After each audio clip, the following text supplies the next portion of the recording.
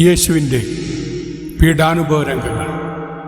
An Catherine എമറിച്ചിൻ്റെ ദർശനങ്ങൾ.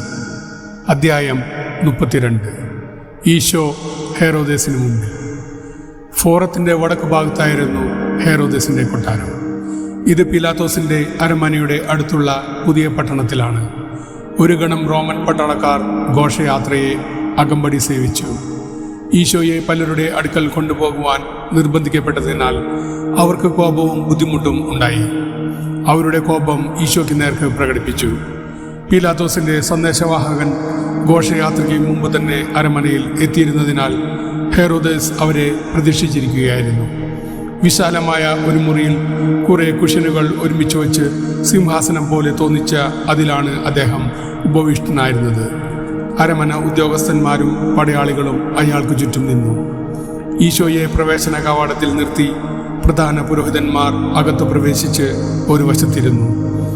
ഗലീലിയക്കാരെ വിധിക്കുവാനുള്ള അവകാശം തനിക്കുണ്ടെന്ന് പീലാത്തോസ് പരസ്യമായി അംഗീകരിച്ചതിൽ ഹെറോദേസിന് വളരെ സന്തോഷവും അഭിമാനവും തോന്നി. അതുപോലെ ഈശോയെ കാണുവാൻ സാധിച്ചതിലും അയാൾ സന്തോഷിച്ചു. കാരണം തൻ്റെ മുമ്പിൽ പ്രത്യക്ഷപ്പെടാൻ കൂട്ടാക്കാതിരുന്ന യേശു നിന്ദിതനും അപമാനിതനുമായി ഇതാ നിൽക്കുന്നു.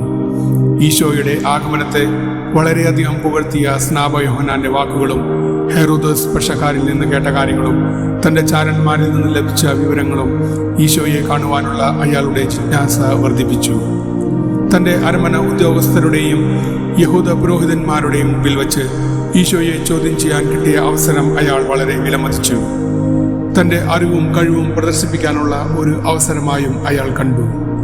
ഇവനിൽ ഞാൻ ഒരു കുറ്റവും കാണുന്നില്ല എന്ന് പിലാത്തോസ് അറിയിച്ചിരുന്നതിനാൽ കുറ്റാരോപകരെ വിശ്വസിക്കരുതെന്നും അവജ്ഞയോടെ പെരുമാറണമെന്നും പിലാത്തോസ് ആഗ്രഹിക്കുന്നതായി ഹെറോദേസ് അനുമാനിച്ചു. അതിനാൽ അഹങ്കാരത്തോടെ അയാൾ അവരോട് പെരുമാറി. ഇത് കൂടുതൽ വെറുപ്പും കോപവും പുരോഹിതരിൽ ഉളവാക്കി. അവർ ഓരോരുത്തരായി ആരോപണങ്ങൾ വിളിച്ചു പറയുവാൻ തുടങ്ങി. ഹെറോദേസ് അതിൽ വലിയ ശ്രദ്ധ പതിപ്പിച്ചില്ല. ഈശോയെ സൂക്ഷ്മതയോടെ നിരീക്ഷിച്ച് തന്റെ ജിജ്ഞാസയെ ശമിപ്പിക്കുന്നതിലായിരുന്നു അയാളുടെ ശ്രദ്ധ. ഒരു കീറത്തുണി മാത്രം ധരിച്ച് നിവർന്നു നിൽക്കുവാൻ ശേഷിയില്ലാതെ വികൃതമായ മുഖത്തോടെ മുമ്പിൽ നിൽക്കുന്ന ഈശോയെ കണ്ടപ്പോൾ ആഡംബരപ്രിയനും സ്ത്രൈണ പ്രകൃതിക്കാരനുമായ ആ ഭരണാധികാരി വെറുപ്പോടെ തലതിരിച്ച് ദൈവനാമം ഉച്ചരിച്ച് അനുകമ്പയും അവജ്ഞയും കലർന്ന സ്വരത്തിൽ പുരോഹിതരോട് ഇങ്ങനെ പറഞ്ഞു: ഇവനെ ഇവിടെ നിന്ന് കൊണ്ടുപോവുക. ഇത്ര പരിതാപകരമായ അവസ്ഥയിൽ എന്റെ അടുത്തേക്ക് തിരികെ കൊണ്ടുവരരുത്. കാവൽഭടന്മാർ ഈശോയെ പുറത്തെ അങ്കണത്തിലേക്ക് കൊണ്ടുപോയി. അവിടുത്തെ വികൃതമായ മുഖവും ചെളിപുരണ്ട വസ്ത്രങ്ങളും കഴുകി. അവർ അവിടത്തോട് മൃഗീയമായി തന്നെ പെരുമാറി. ഹെറോദേസ് ഈ സമയം പുരോഹിതരോട് പരുഷമായി ഇങ്ങനെ സംസാരിച്ചു: നിങ്ങളുടെ പെരുമാറ്റം അതിക്രൂരമാണ്. ബലിയാടിനെ കൊല്ലുവാൻ പ്രഭാതത്തിൽ തന്നെ നിങ്ങൾ ആരംഭിച്ചിരിക്കുന്നു. ഉടനെ പുരോഹിത പ്രമുഖന്മാർ ഈശോയ്ക്കെതിരായ കുറ്റാരോപണങ്ങൾ മുന്നോട്ട് വയ്ക്കുവാൻ തുടങ്ങി. ഈശോയെ ഹെറോദേസിന്റെ മുമ്പിലേക്ക് വീണ്ടും കൊണ്ടുവന്നപ്പോൾ അയാൾ അനുകമ്പ നടിച്ച് അവന് ഒരു ഗ്ലാസ് വീഞ്ഞു കുടിക്കാൻ കൊടുത്തു. എന്നാൽ ഈശോ അത് സ്വീകരിക്കാതെ മുഖം തിരിച്ചു. ഈശോയെ കുറിച്ച് താൻ കേട്ടിട്ടുള്ളതെല്ലാം ഹെറോദേസ് വാചാലതയോടെ വിസ്തരിച്ച് പറയാൻ തുടങ്ങി. അവൻ 1000 ചോദ്യങ്ങൾ ചോദിച്ചു. അവന്റെ മുമ്പിൽ ഒരു അത്ഭുതം പ്രവർത്തിക്കാൻ അഭ്യർത്ഥിച്ചു. ഈശോ ഒരു മറുപടിയും പറയാതെ കണ്ണുകൾ താഴ്ത്തി നിന്നു. ഈ പെരുമാറ്റം കണ്ട് ഹെറോദേസിന് ജാളിത തോന്നുകയും ഇനിയും എന്തു ചെയ്യും എന്ന് സംഭ്രമിക്കുകയും ചെയ്തു. എങ്കിലും ഇത് മറച്ചുവെച്ച് വിചാരണ തുടർന്നു.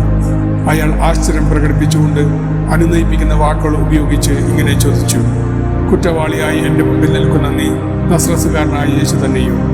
ഞാൻ നിന്റെ പ്രവൃത്തികളെക്കുറിച്ച് ധാരാളം കേട്ടിട്ടുണ്ട്. തീർച്ചയായും തടവിലിട്ടിരുന്ന കുറ്റവാളികളെ മോചിപ്പിച്ച് എന്നെ മുറിപ്പെടുത്തിയ കാര്യം നീ ഓർമ്മിക്കുന്നുണ്ടാവില്ല. നിന്റെ ഉദ്ദേശം ഒരു പക്ഷേ നല്ലതിനായിരിക്കാം. വിധി പ്രസ്താവിക്കുന്നതിനായി റോമൻ ഗവർണർ നിന്നെ എൻ്റെ പക്കലേക്ക് വിട്ടിരിക്കുകയാണ്. നിനക്കെതിരായുള്ള ആരോപണങ്ങൾക്ക് എന്തു മറുപടിയാണ് പറയാനുള്ളത്? നീ മൗനം ഭജിക്കുകയാണോ? നിന്റെ ജ്ഞാനത്തെയും നീ പഠിപ്പിക്കുന്ന മതത്തെയും കുറിച്ച് ഞാൻ ധാരാളം കേട്ടിട്ടുണ്ട്. നീ ഉത്തരം പറഞ്ഞ് ശത്രുക്കളെ പരാജയപ്പെടുത്തുന്നത് ഞാൻ കേൾക്കട്ടെ.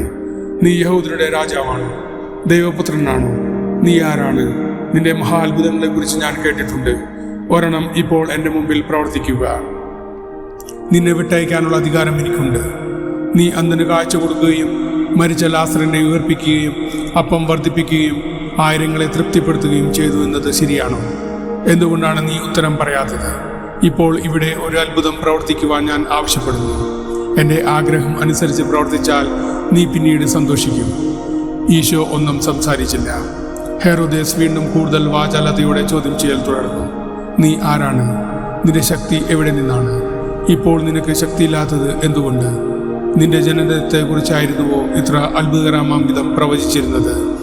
യഹൂദന്മാരുടെ രാജാവായി ജനിച്ചിരിക്കുന്ന ശിശുവിനെ കാണാൻ കിഴക്കു നിന്നും രാജാക്കന്മാർ എൻ്റെ പിതാവിൻ്റെ അരമനയിൽ വന്നിരുന്നു. നീ ആയിരുന്നുവോ ആ ശിശു? വളരെയധികം പിഞ്ചു കുഞ്ഞുങ്ങൾ കൂട്ടക്കൊല ചെയ്യപ്പെട്ടപ്പോൾ നീ എങ്ങനെ രക്ഷപ്പെട്ടു? എന്തുകൊണ്ടാണ് വളരെ നാളുകൾ നീ അറിയപ്പെടാത്തവനായിരുന്നത്? എൻ്റെ ചോദ്യങ്ങൾക്ക് ഉത്തരം തരണം. നീ ഒരു രാജാവാണോ? നിന്നെ കണ്ടാൽ രാജാവാണെന്ന് തീർച്ചയായും തോന്നുകയില്ല. നീ വിജയശ്രീലാളിതനായി ദേവാലയത്തിലേക്ക് പ്രവേശിച്ചു എന്ന് പറഞ്ഞു കേട്ടു. അതുപോലെ പ്രകടനത്തിൻ്റെ അർത്ഥം എന്താണ്? സംസാരിക്കൂ, ഉത്തരം പറയൂ. ഹെറോദേസ് ദ്രുതഗതിയിൽ ചോദ്യങ്ങൾ ഉന്നയിച്ചുകൊണ്ടിരുന്നു. എന്നാൽ ഈശോ ഒരു ഉത്തരവും കൊടുക്കുവാൻ കൂട്ടാക്കിയില്ല. അവിടുന്ന് എന്തുകൊണ്ടാണ് മറുപടി പറയാതിരുന്നത് എന്ന് എനിക്ക് വ്യക്തമാക്കപ്പെട്ടു. ഇതിന് 2 കാരണങ്ങൾ ഉണ്ടായിരുന്നു. ഹെരോദിയായെ നിയമാനുസൃതമല്ലാതെ അയാൾ വിവാഹം ചെയ്തു. സ്നാപയോഹന്നാനെ വധിക്കാൻ കൽപ്പന കൊടുത്തു. ഈശോയുടെ മൗനം ഹെറോദേസിലുണ്ടാക്കിയ കോപം മുതലെടുത്ത് അന്നാസും കയഫാസും ആരോപണങ്ങൾ ഇങ്ങനെ തുടർന്നു. ഇവൻ അങ്ങയെ കുറുക്കൻ എന്ന് വിളിച്ചു. താങ്കളുടെ കുടുംബത്തെ അധികാരത്തിൽ നിന്നും പുറത്താക്കാൻ ശ്രമിച്ചുകൊണ്ടിരിക്കുന്നു. ഒരു പുതിയ മതം സ്ഥാപിക്കാൻ ഉദ്യമിക്കുകയും പെസഹ തിരുനാൾ ഒരു ദിവസം നേരത്തെ ഘോഷിക്കുകയും ചെയ്തു. ഈശോയുടെ പെരുമാറ്റത്തിൽ ഹെറോദേസ് കുപിതനായെങ്കിലും അവിടുത്തെ വിധിക്കാതിരിക്കുകയാണ് തനിക്ക് നല്ലതെന്ന് അയാൾ തീരുമാനിച്ചു. കാരണം ഈശോയുടെ സാന്നിധ്യത്തിൽ എന്തെന്നില്ലാത്ത ഒരു ഭയം അയാൾ അനുഭവപ്പെട്ടിരുന്നു. സ്നാപയോഹന്നാനെ കൊല്ലാൻ വിധിച്ചതിൻ്റെ പശ്ചാത്താപം അയാളെ അലട്ടിക്കൊണ്ടിരുന്നു. ഇതിനും പുറമെ ഹെറോദിയായുള്ള ബന്ധത്തിന്റെ പേരിൽ ദേവാലയത്തിൽ ബലി ചെയ്യുന്നതിന് തന്നെ അനുവദിക്കാത്തതിനാൽ പുരോഹിതരെ അയാൾ വെറുത്തിരുന്നു. പിലാത്തോസ് തനിക്ക് നൽകിയ അംഗീകാരത്തിന് തിരിച്ചു നൽകാവുന്ന ഏറ്റവും ഉചിതമായ പ്രത്യുപകാരം അയാളുടെ അഭിപ്രായത്തോട് യോജിപ്പ് പ്രകടിപ്പിച്ചുകൊണ്ട് ഈശോയെ വെറുതെ വിടുകയാണെന്ന് അദ്ദേഹം കണ്ടു. എന്നാൽ അയാൾ ഈശോയോട് വളരെ നിന്ദാപരമായി സംസാരിച്ചു. ചുറ്റും നിന്ന 200-ലധികം ഭടന്മാരോടായി പറഞ്ഞു, ഈ വിഡ്ഢിയെ ഇവിടെ നിന്നും കൊണ്ടുപോകുക. അവന് കൊടുക്കേണ്ട ബഹുമാനം കൊടുക്കുക. ഇയാൾ കുറ്റവാളിയല്ല, ഭ്രാന്തനാണ്. ഈശോയെ നിന്ദിക്കുന്നതിനും അപമാനിക്കുന്നതിനുമായി അരമനയുടെ മധ്യത്തിലുള്ള അങ്കണത്തിലേക്ക് ഉടൻ തന്നെ മാറ്റി. ഹെറോദേസ് ഒരു ഉയർന്ന തറയിൽ കാഴ്ചക്കാരനെ പോലെ നിന്നു. അന്നാസും കയ്യഫാസും ഈശോയെ വിധിക്കുന്നതിന് പ്രേരിപ്പിച്ചുകൊണ്ടിരുന്നു. ഹെറോദേസ് റോമൻ പടയാളികൾ കേൾക്കത്തക്ക വിധം ഇങ്ങനെ പറഞ്ഞു, ഞാൻ അവനെ വിധിച്ചാൽ അത് തികച്ചും തെറ്റായിരിക്കും. അന്തിമ തീരുമാനം തനിക്ക് വിട്ടുതരാൻ സന്മനസ് കാണിച്ചെങ്കിലും പീലാത്തോസ് നിർദോഷി എന്ന് കണ്ട ഒരുവനെ താൻ കുറ്റക്കാരനായി വിധിക്കുന്നത് ശരിയായിരിക്കുകയില്ല. ഹെറോദേസ് ഈശോയെ വിധിക്കുകയില്ലെന്ന് തീർച്ചയായപ്പോൾ പുരോഹിതർ ഫരിസായർ കൂടുതലായി വസിക്കുന്ന ആക്രേ നഗരഭാഗത്തേക്ക് ദൂതന്മാരെ അയച്ചു. പീലാത്തോസിന്റെ അരമനവാദിക്കൽ ഈശോയെ മരണത്തിന് വിധിക്കണമെന്ന് വിളിച്ചു പറഞ്ഞ് ബഹളമുണ്ടാക്കുവാൻ ആവശ്യമായ ജനക്കൂട്ടത്തെ പണം നൽകി സജ്ജരാക്കണം എന്ന് അറിയിച്ചു. ഈശോ ദൈവദൂഷകനാണെന്നും അവനെ മരണത്തിന് വിധിക്കണമെന്ന് നിർബന്ധപൂർവ്വം ആവശ്യപ്പെട്ടില്ലെങ്കിൽ ദൈവകോപം അവരുടെ മേൽ പതിക്കുമെന്നും പ്രചരിപ്പിച്ച് ജനങ്ങളിൽ ഭീതി ഉളവാക്കുവാൻ രഹസ്യദൂതന്മാരെ നിയോഗിച്ചു. ഈശോയെ മരണത്തിന് വിധിക്കുന്നില്ലെങ്കിൽ അവൻ റോമാക്കാരുടെ പക്ഷം ചേർന്ന് യഹൂദ ജനതയെ മുഴുവൻ നാമാവശേഷമാക്കുമെന്നും തന്റെ വരാനിരിക്കുന്ന രാജ്യത്തെ പറ്റിയുള്ള പ്രബോധനം അർത്ഥമാക്കിയത് ഇതാണെന്നും ജനങ്ങളെ ധരിപ്പിക്കേണ്ടതും ഇവരുടെ ചുമതലയായിരുന്നു. ജനങ്ങൾ ഒരുമിച്ചുകൂടി ആഗ്രഹം പ്രകടിപ്പിച്ചില്ലെങ്കിൽ ഈശോ ഏതെങ്കിലും വിധത്തിൽ രക്ഷപ്പെട്ടാൽ അവൻ റോമാക്കാരുടെ പക്ഷം ചേർന്ന് തിരുനാൾ ദിവസം ബഹളമുണ്ടാക്കി ക്രൂരമായ പ്രതികാരം ചെയ്യുമെന്നും പട്ടണത്തിന്റെ മറ്റു ഭാഗങ്ങളിൽ അവർ പ്രചരിപ്പിച്ചു. പരസ്പര വിരുദ്ധവും ഭീതിജനകവുമായ വാർത്തകൾ കൊണ്ട് ജനങ്ങളെ ഇളക്കിവിട്ട് വിപ്ലവത്തിന് പ്രേരിപ്പിക്കാൻ ചിലർ ശ്രമിച്ചു. മറ്റു ചിലർ പട്ടാളക്കാർക്ക് കൈക്കൂലി കൊടുത്ത് യേശുവിനോട് ക്രൂരമായി പെരുമാറുന്നതിന് ആവശ്യപ്പെട്ടു. എത്രയും വേഗം അവിടുന്ന് മരിച്ചു കാണണമെന്നായിരുന്നു അവരുടെ ആഗ്രഹം. കാരണം പീലാത്തോസ് അവിടുത്തെ വിട്ടയച്ചേക്കുമോ എന്ന് അവർ ഭയന്നു. ഫരിസായർ ഇപ്രകാരം പ്രചരിപ്പിച്ചുകൊണ്ടിരിക്കെ ഈശോ പടയാളികളിൽ നിന്ന് ഏറ്റവും ക്രൂരമായ നിന്ദനങ്ങളും പീഡനങ്ങളും അനുഭവിക്കുകയായിരുന്നു. അവർ അവിടുത്തെ അങ്കണത്തിലേക്ക് വലിച്ചഴിച്ചു കൊണ്ടുപോയി. അവരിൽ ഒരാൾ ഒരു വലിയ വെളുത്ത ചാക്ക് വാളുകൊണ്ട് തുളച്ച് ദ്വാരമുണ്ടാക്കി ഈശോയുടെ തലയിലൂടെ അവിടുത്തെ ധരിപ്പിച്ചു. പരിഹാസം നിറഞ്ഞ പൊട്ടിച്ചിരികളോടെയാണ് ഓരോ പ്രവൃത്തിയും അവർ ചെയ്തത്. ഒരു പഴയ ചെങ്കുപ്പായത്തിന്റെ കഷ്ണം അവന്റെ കഴുത്തിന് ചുറ്റി. മറ്റുള്ളവർ അവന്റെ മുമ്പിൽ മുട്ടുകുത്തി. അവനെ തള്ളി അവന് മേൽ തുപ്പി മുഖത്തടിച്ചു. പരിഹാസവന്ദനം അർപ്പിച്ചു. ചെളിവാരി എറിഞ്ഞു. നൃത്തം ചെയ്യിക്കാനെന്ന പോലെ അരക്കെട്ടിന് പിടിച്ചിളക്കി. അതിനുശേഷം അവർ അവിടുത്തെ താഴെയിടുകയും അങ്കണത്തിനരികിലുള്ള ഓടയിലേക്ക് വലിക്കുകയും ചെയ്തു. ഈശോയുടെ തല ഭിത്തിയിലും തൂണുകളിലും തട്ടിമുറിഞ്ഞു.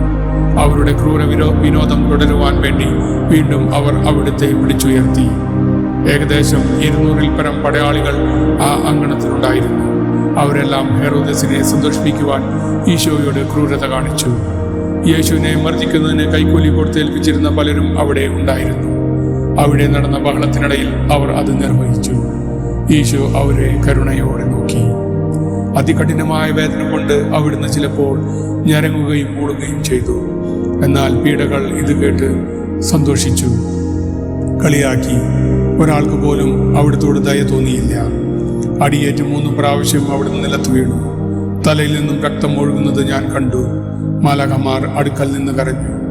തലയിൽ സ്വർഗീയ തൈലം പൂശി. സ്വർഗത്തിൽ നിന്നുള്ള സഹായം ഇല്ലായിരുന്നുവെങ്കിൽ മുറിവുകൾ കാരണം അപ്പോൾ തന്നെ അവിടുന്ന് മരിച്ചു പോകുമായിരുന്നു എന്ന് എനിക്ക് വെളിപ്പെടുത്തപ്പെട്ടു. ഗാസായിൽ വെച്ച് ഫിലിസ്തീയക്കാർ അവരുടെ കോപം ശമിപ്പിക്കുന്നതിന് അന്ധനായ സാംസനോട് കാണിച്ച ക്രൂരതയേക്കാൾ എത്രയോ വലുതായിരുന്നു ഈശോയോട് അവർ ചെയ്ത ക്രൂരത. പുരോഹിതർ ദേവാലയത്തിലേക്ക് പോകുവാൻ തിരക്കുകൂട്ടി. യേശുവിനെ സംബന്ധിച്ച് തങ്ങൾ ഉദ്ദേശിച്ചവയെല്ലാം പൂർത്തിയാക്കുമെന്ന് ഉറപ്പുവരുത്തിയ ശേഷം അവർ ഹെറോദസിന്റെ അടുത്തേക്ക് പോയി.